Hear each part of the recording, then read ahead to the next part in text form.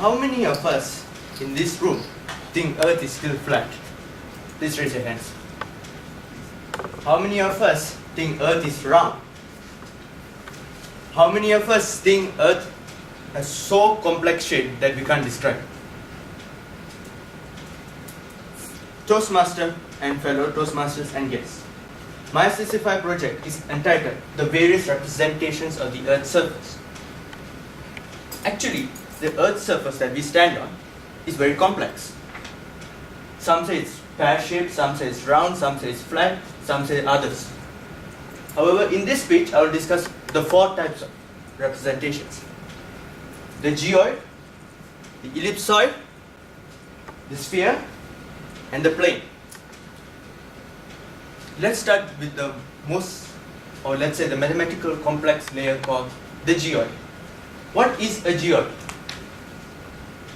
A geoid is an equipotential surface, meaning the gravity surface where the gravity is equal. All the gravity vectors or directions are 90 degrees from the surface pointing towards the Earth's center. It is not physically visible, neither is tangible.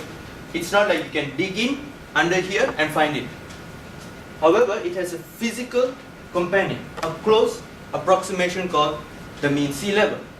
The mean sea level is based on tide gauge readings over a period of time. From these readings, we can define a surface from all our heights can be derived, up or down. However, we need to remember the heights that we might get from a GPS not necessarily correspond to the geoid. This is because the GPS used a different model of Earth's surface called the ellipsoid. So there is a separation between the geoid and the ellipsoid. The separation varies from minus 100 meters to about 80 meters. That is saying 3 centimeters per 1 kilometer drift from going from Melbourne to Cairns. However, this model is not that very useful for if you want to create coordinates or heights. Now let's go to another model we call the ellipsoid. An ellipsoid is a solid that's produced from an ellipse rotated on its polar axis. Like an ellipsoid, Earth flattens at the poles and bulges at the equator. There are 2 types of ellipsoids that we use. One we call the geocentric ellipsoid and the other is called the regional ellipsoid. A geocentric ellipsoid is an ellipsoid that best fits the entire geoid of the Earth. It is used as a reference surface for GPS.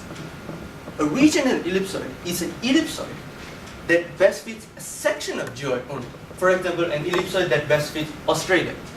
An ellipsoid defines your coordinates and the heights.